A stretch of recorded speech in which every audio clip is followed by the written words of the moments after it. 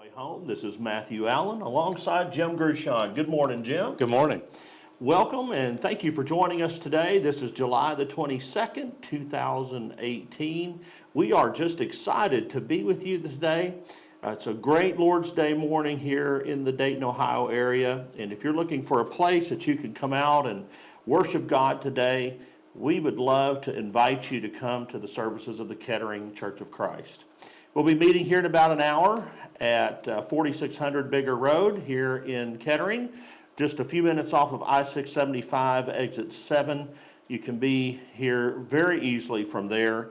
We'd love to have you join us. 9:30 for our children's devotional today. 9:45, Brother Jim's going to be teaching on self-denial today at our 9:45 adult class. And we also have all kinds of classes for your kids at that hour. And then at 10:45 today, we'll be coming together for praise, prayer, and preaching.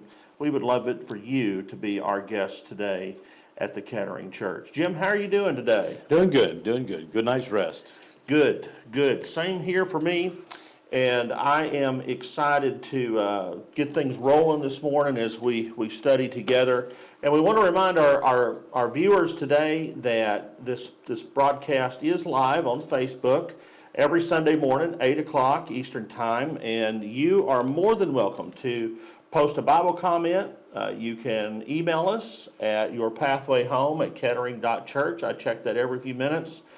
Or you can give us a call today, and we'll put your phone call on the air. 937-434-8481 is the number to call. Again, 937-434-8481. And it is good to see all of you joining us here live this morning, people from around the nation and the world.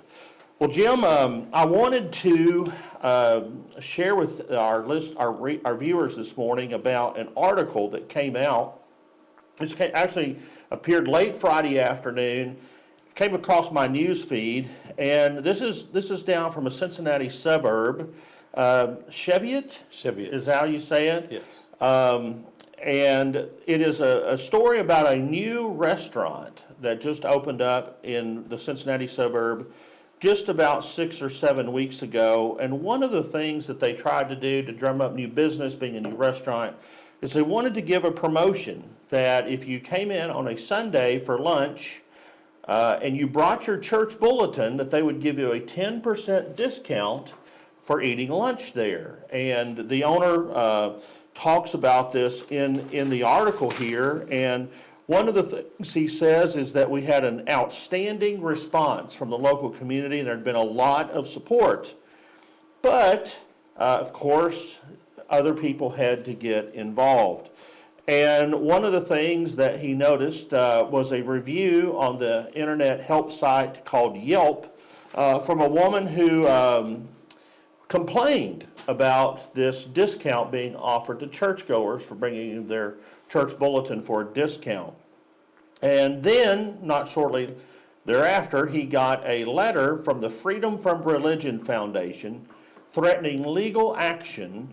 And this organization really has cast itself as a champion of trying to promote, quote, the separation of church and state.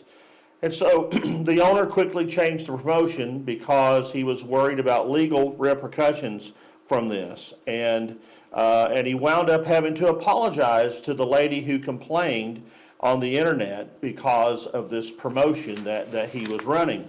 There was a lawyer with this organization that sent the threatening letter that said, "We are so shocked that there is little understanding of the Civil Rights Act and that there could be this kind of fusion and naivete that you could reward some customers for their religious beliefs while penalizing others. A restaurant would not want to discriminate on being white and get 20% off, or if you went to church and get 20% off."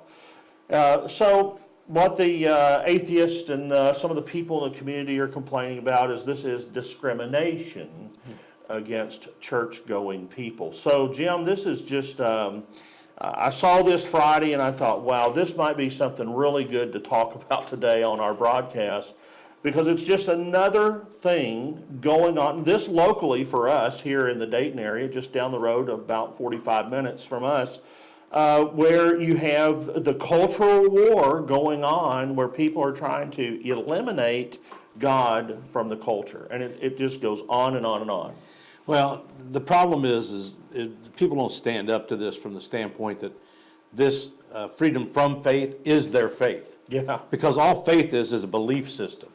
And they believe certain things, that's their faith. They're practicing their own religion. And so what happens is people cower under this pressure because they want to enforce the idea of separation of church and state. The first thing our viewers need to know is that term is never, ever mentioned in the Constitution of the United States. It's just been invented the last 20, 25 years. Yeah, it's invented. The government shall not form religion, and I understand that. But there is no such thing as separation of church and state. And if you go back and read the Founding Fathers, they were very dependent upon the concept of faith, the concept of God. Yeah. It's so huge. It's over all the monuments. If you go to the Supreme Court, everywhere on the monuments in the United States Capitol, you will see that. Now, they want to wipe that out because they say that's a separation of church and state, and the Constitution demands that. Well, that's just like reading one section in the Bible and taking it out of context and making that your main doctrine. But the problem is really deeper than that. You know, Jim, we have a movement in the country right now that wants to remove every reference to God, period. Yes. No matter where it is.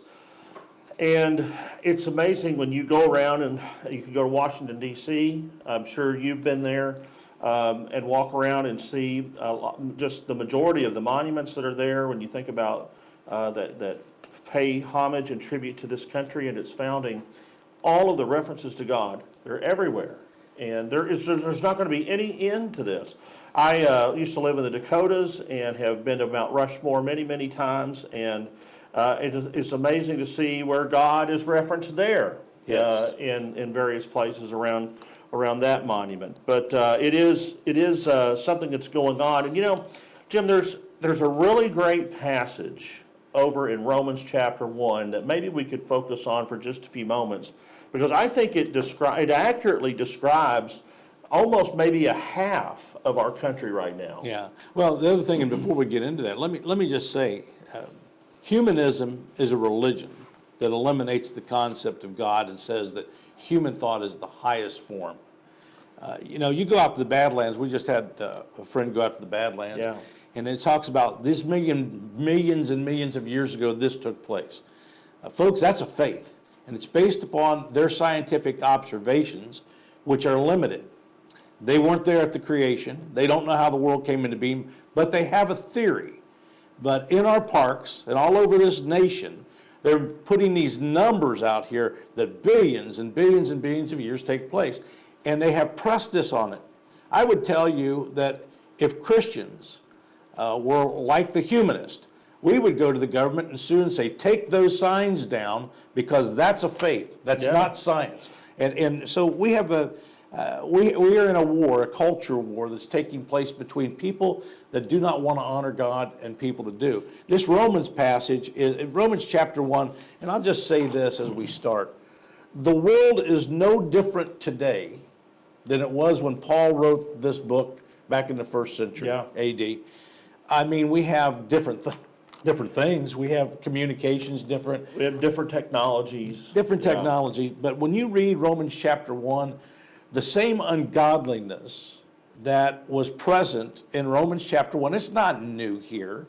I mean, the digression of morals is not new in this generation. It's been that way for a long time. It's been around, and I sometimes I think that maybe it is just the proliferation of our media, where we have this 24/7 news cycle and we know everything instantly, that maybe a lot of these things are already going on anyway, and most of us just didn't know that they were happening. Right. Well, in Romans chapter 1, there's so many great passages, but starting in verse 18 says, "For the wrath of God is revealed from heaven against all ungodliness and unrighteousness of men, who by their unrighteousness suppress the truth." Now, what are they trying to do here out out in the Badlands. Suppressing the truth. They've got their version of the truth, and that's what they want to have. Yeah. And they don't want anybody else to have a say. And verse 22 says, claiming to be wise, they become fools.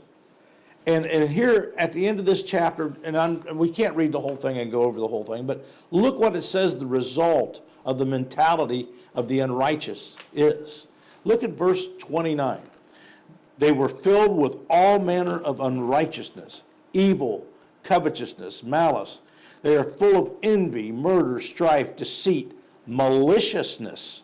Yeah. They are gossips, they are slanderers, haters of God, insolent, haughty, boastful, inventors of evil, disobedient to parents, foolish, faithless, heartless, and ruthless. Now, I got to tell you something. If there's a passage that defines the nature, just look at our political system. Oh, absolutely. Yeah. This is what unrighteousness is. This is what Well, unrighteousness this is the world today. Yeah, it is. And there were some key terms, I think, there in this passage that just describe where maybe half the culture is in the country. Haters of God is the one that really jumps out to me. And when you go back to this article that's right here that we printed out today and took a look at, that is behind this Freedom from Religion Foundation. And I really like your statement that you said almost at the beginning of the broadcast today, freedom from faith is their faith. It is. Yeah. It is. It's what drives them, and this anti-God. And listen, friends, as we're doing this program, we know that what we practice is a faith. None of us have seen God at any time. We know that that's a faith. We weren't here at creation. But David even wrote that the heavens declare, in Psalms 19, the heavens declare the glory of God. And in fact, in Romans chapter 1, the Apostle Paul makes this statement, for his invisible attributes, namely his eternal power and divine nature, have been clearly perceived ever since the creation of the world. The creation in our mind, in our faith, speaks of the majesty of God. And I understand the conflict. We are in a faith. Matt has never seen God. I have never seen God. I see God through what I believe to be his inspired word. That is a faith because we weren't there. But there's a reason to have faith.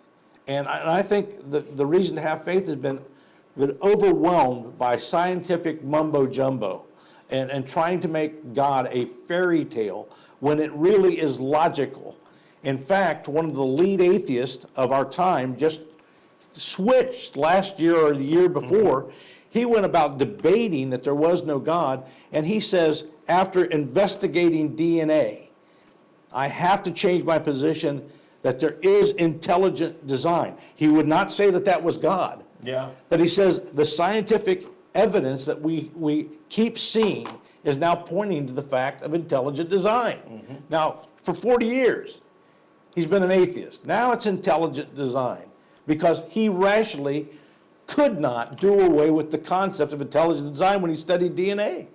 Yeah. You know, it's really amazing when you think about where the culture's headed, and we have actually here's what the culture's doing, Jim. I think we have science and religion, and the world is telling us that these are at odds with one another. Right.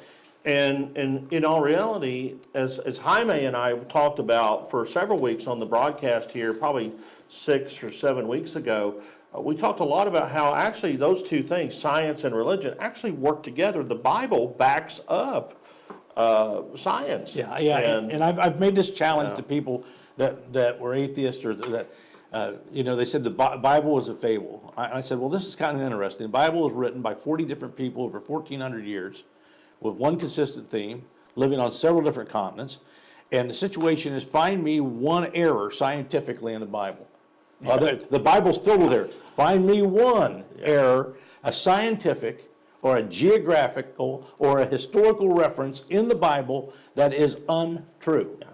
And they can't do it. But they want to make the statement that the Bible's just untrue. That's because they're haters of God. Yeah. That's because they don't believe in faith, in the faith in God. And I understand that. but they have a faith.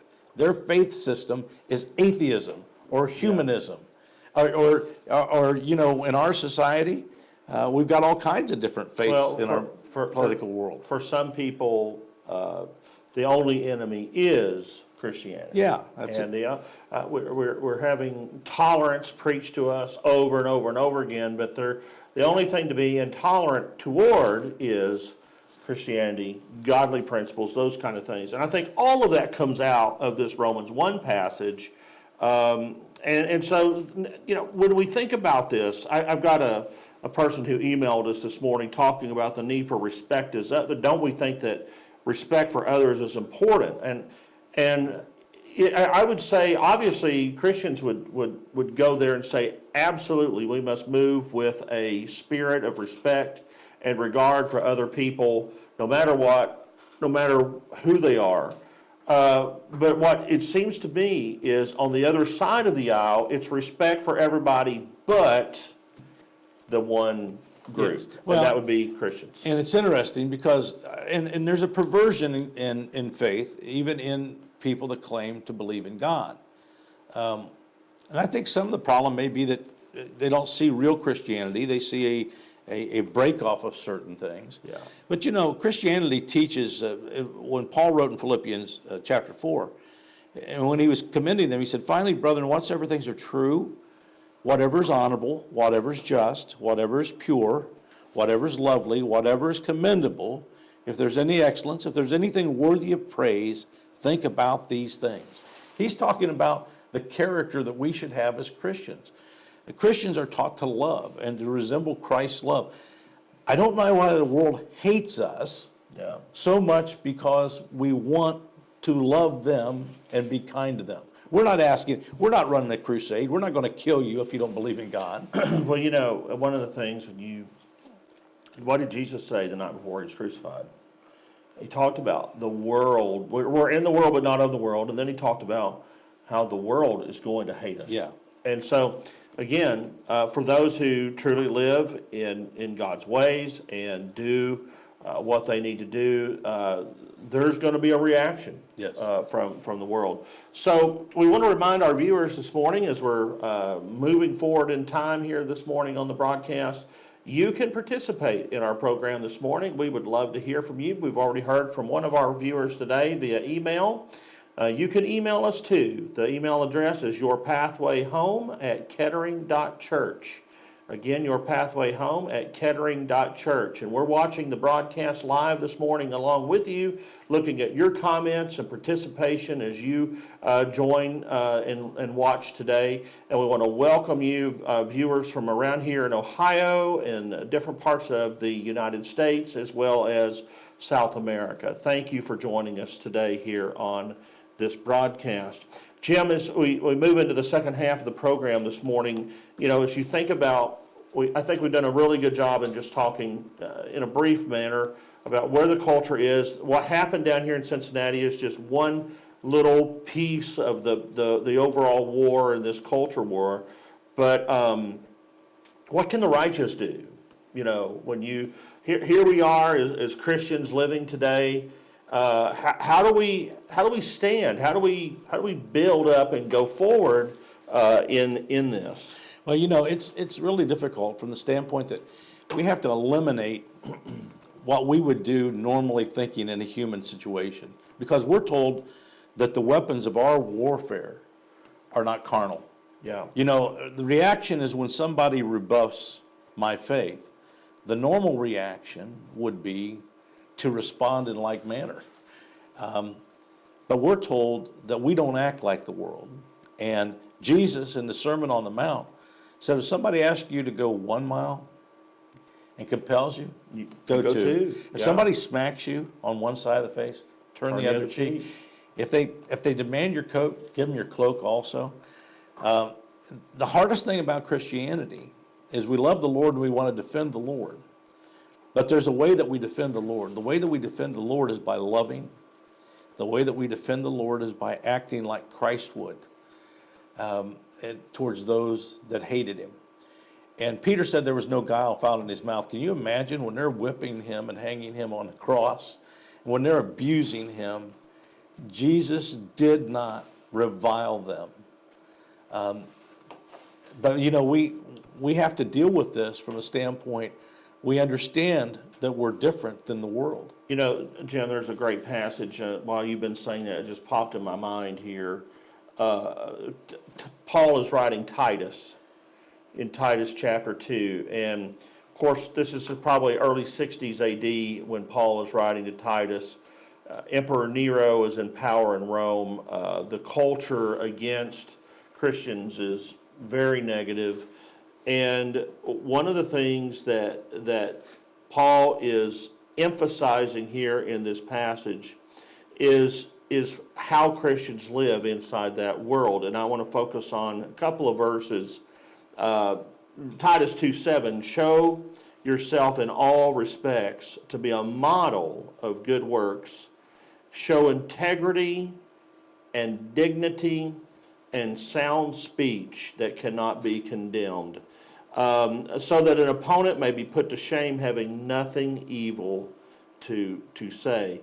And then later, he talks down in verse 10 about adorning the doctrine of God our Savior. And that's the way we conduct ourselves in an unrighteous world. That's the response. I can tell you the response to this is not protesting out in the streets and carrying signs and yelling at people. The response to this is not getting on social media and Facebook and just railing against people. We've had a lot of political debate the last couple of years in the country, and there are days when my Facebook feed, it's just bad. Yeah. It really is. And unfortunately, I probably got down in the mud and participated in some of that over the last few years. And, how much of what we're putting on social media, how much of what we're doing in the culture is adorning the doctrine of God our Savior. That's not just talking about scriptural principles and matters of religion. When he's talking about my life. Right. Well, James says in James chapter 1, verse 12, blessed is the man who remains steadfast under trial. Yeah. If we who are Christians do not think that we are going to be tested in a world filled with sin, we're wrong. Yeah. And the world isn't different, as we said about Romans 1, but I want you to know from the beginning of time, God let man have a choice between serving him and serving himself. Now, don't be dismissed or deceived by this. This whole faith system that is separate from God, the world's faith is about self, about what is pleasing to them. Yeah. But that's been the beginning. I mean, when you go back to the Genesis account, God gave them one regulation, and they were tempted. She saw that the fruit was good to the eye, desired to make one wise, and she took it, even though she knew that God had said, you shouldn't eat of this because there's consequences to it. Man has always been given a choice by God to make his choice. Yeah. And when you get to Genesis chapter 5, the world is so corrupt, God repents that he made man, but he found Noah found grace in the eyes of God, and God saved him and his household. So the entire world except 8 souls was just totally depraved. Yeah. Well, we shouldn't think it's strange that we're living in a society that's depraved of God, that supports all of these things that are evil, hates us, and wants to exterminate us and take our speech and take our faith and just grind it into the ground. We are in a society, but our response to that is love. Well, listen, our response is love, and it's perfecting and demonstrating Christ. And here's the other thing with it. It really is made more powerful when we do that consistently. Yes. When we profess to be a believer and a disciple, it needs to be reflected in the way that we live day by day. Because the world, being an enemy to the cause of Christ, the split second that they perceive an inconsistency, a shortcoming, a failing, whatever, they're going to seize on that. Right. And really exploit it. And I think about the times in my life that I failed in public to be what God wants me to be. And somebody brings that to my attention. What a humbling thing. It is. It's a humbling thing because you recognize that what I do outside the walls of this building, outside my home, is either a reflection of God or it is not a reflection of God. Now, we got enough people that don't care about God in this world.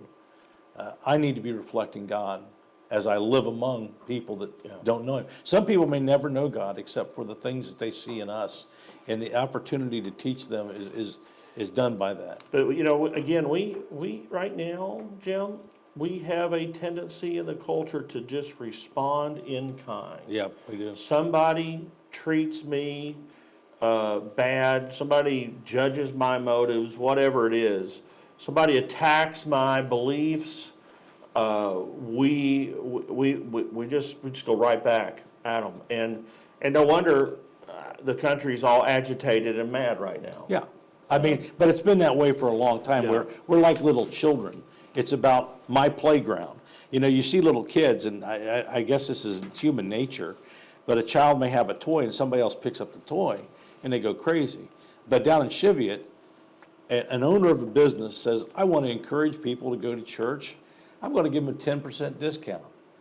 Well, all of a sudden, non-church goers don't want that advantage or do not want that business owner to have the right to say, I want to encourage people to go to church. I got to tell you something, folks. I want to encourage all of you to go to church. If you want to cry about that, go ahead. But the fact is, Romans chapter 1 is being fulfilled every day in our All culture. around us. And it's in our political system, it's in our schools, it's become the nature with us. And that's kind of scary to see we're becoming more childlike rather than mature and grown up. Yeah, I mean, thinking about, Paul talks about Romans 1:28, this debased mind. Yeah. And I think as a culture becomes more and more steeped in sin and more committed to ways that are going against God, the more violent, maybe, in some cases, Yeah. violent reaction is there. But the more venom and vitriol and that can be generated against it, it's just amazing how that happens. And then I don't think we stopped with verse 31 a moment ago in Romans Yeah. 1, but listen to how Paul ends the chapter in verse 32, talking about all these people that don't acknowledge God. They've got a debased mind. They're haters of God. They're heartless and they're ruthless. He says, verse 32, Romans 1, though they know God's righteous decree that those who practice such things deserve to die, they not only do them, but give hearty approval to those who practice them. Yep. And we